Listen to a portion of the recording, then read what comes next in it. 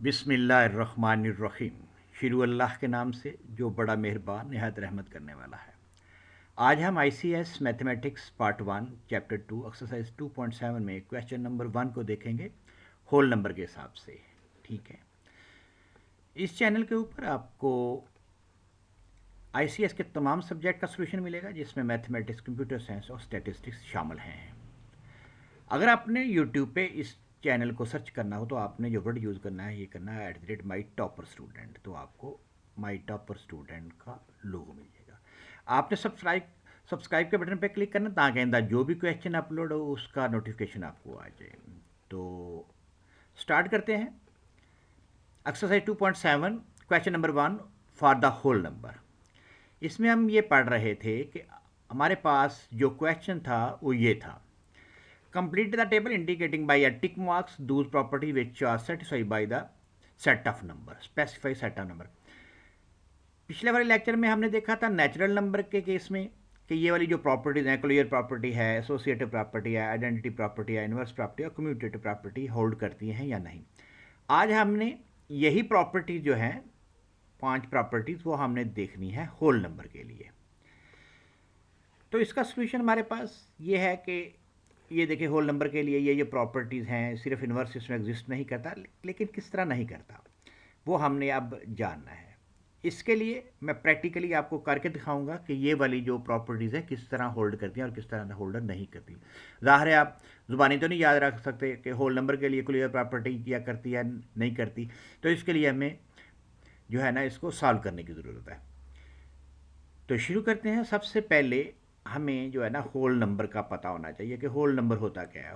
Whole number को हम W से डोनेट करते हैं और उसके बाद इसमें जो एलिमेंट होते हैं 0 1 2 3 4 5 6 अप टू सो ऑन होते हैं। तो इस वाले आप सेट को अगर आप गौर करें तो इसमें हमारे पास क्या है, नेगेटिव नंबर नहीं है। होल नंबर में 0 1 2 अप टू सो ऑन होता है। और पिछले वाले क्वेश्चन में हमने पढ़ा था कि नेचुरल नंबर में 0 नहीं होता, वो 1 से स्टार्ट होता है, 1 2 3 4 5 अप टू सो ऑन। तो अब हमने क्या करना है कि इस वाला होल नंबर के सेट को देख के हमने सबसे पहले क्लियर प्रॉपर्टी को डिस्कस करते हैं। तो क्लियर प्रॉपर्टी का मतलब क्या होता है कि एडिशन के हिसाब से अगर हम दो एलिमेंट को ऐड करें तो दोबारा इसी होल नंबर में आ जाए, तो ये एग्जिस्ट करता है, जिस तरह आपको पास ये नीचे दिया गया है। 4 + 7 किसके बराबर होता है, 11 के बराबर होता है। 11 होल नंबर में एग्जिस्ट करता है। इसका मतलब ये हुआ कि होल नंबर जो है ना वो एडिशन के हिसाब से क्लोज्ड है।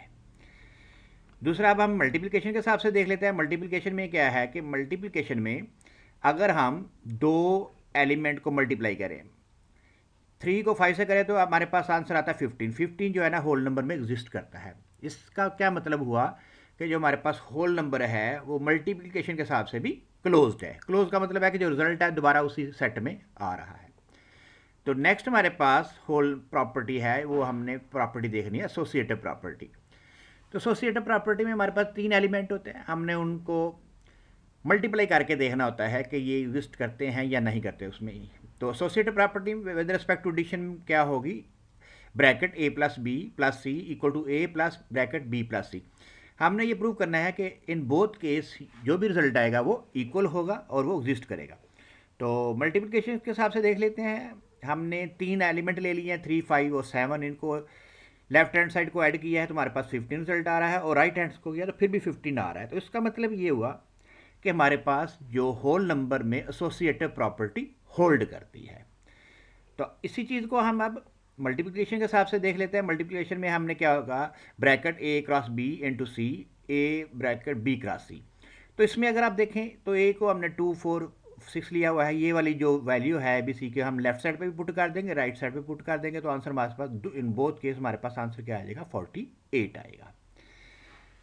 तो अब हम देखते हैं नेक्स्ट प्रॉपर्टी है आइडेंटिटी। आइडेंटिटी प्रॉपर्टी भी इसमें एग्जिस्ट करती है, क्योंकि हमारे पास आइडेंटिटी एलिमेंट की डेफिनेशन क्या है। आइडेंटिटी एलिमेंट वो है, हमारे पास एलिमेंट होता है जिसको इन केस ऑफ ऐड करें तो रिजल्ट पे कोई फ़र्क ना पड़े।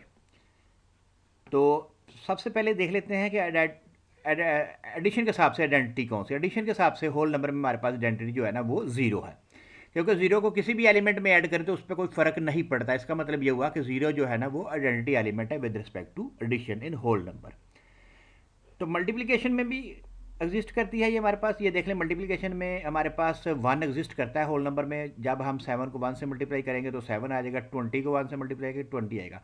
इसका मतलब ये हुआ कि मल्टीप्लिकेशन केस में भी आइडेंटिटी एग्जिस्ट करती है होल नंबर में। ठीक है, तो नेक्स्ट हमारे पास जो प्रॉपर्टी है वो है इन्वर्स प्रॉपर्टी। ये वाली प्रॉपर्टी अब दोनों में एग्जिस्ट नहीं करती। इसका मतलब क्या है? इन्वर्स का मतलब ये होता है कि अगर हम किसी एलिमेंट को एक ऐसे एलिमेंट के साथ मल्टीप्लाई करें कि उसका जो रिजल्ट है ना वो हमारे पास क्या आए, वो हमारे पास आइडेंटिटी एलिमेंट आए, तो वो उसका इन्वर्स होगा।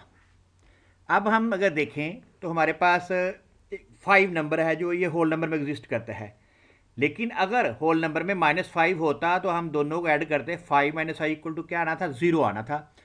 आइडेंटिटी एलिमेंट होना चाहिए। 0 एलिमेंट होल नंबर में मौजूद तो है लेकिन -5 नहीं है, -5 नहीं है। इसका मतलब ये हुआ कि हमारे पास हर एलिमेंट का इन्वर्स मौजूद नहीं है विद रिस्पेक्ट टू एडिशन।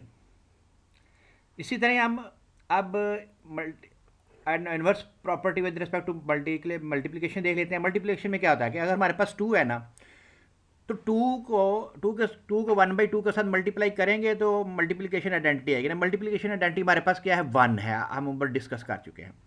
लेकिन 2 तो है, लेकिन 1/2 नहीं है, क्योंकि 2 को अगर हम 1/2 के साथ मल्टीप्लाई करें तो 1 आएगा ना, आंसर आएगा। तो इसका मतलब क्या हुआ कि हमारे पास 1/2 नहीं है होल नंबर में, इस वजह से इसकी इन्वर्स प्रॉपर्टी एग्जिस्ट नहीं करेगी। विद रिस्पेक्ट टू एडिशन भी हमने देख लिया, विद रिस्पेक्ट टू मल्टीप्लिकेशन भी देख लिया, इस वजह से इन्वर्स प्रॉपर्टी एग्जिस्ट नहीं करेगी होल नंबर में।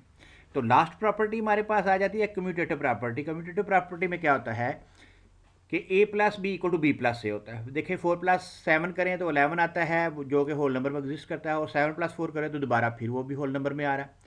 इसका मतलब ये हुआ कि commutative property with respect to addition exist करती है, क्लोजर प्रॉपर्टी है। ठीक है, लास्ट प्रॉपर्टी है कि commutative property with respect to multiplication. उसमें क्या है कि a×b = b×a। अगर हम 3 × 6 करें तो वो उसका आंसर 18 है, जो कि होल नंबर में एग्जिस्ट करता है। लेकिन अगर हम 6+3 को भी मल्टीप्लाई करें तो दोबारा दोनों आंसर सेम आ रहे हैं। इसका मतलब ये हुआ कि हमारे पास commutative property with respect to multiplication भी एग्जिस्ट करती है।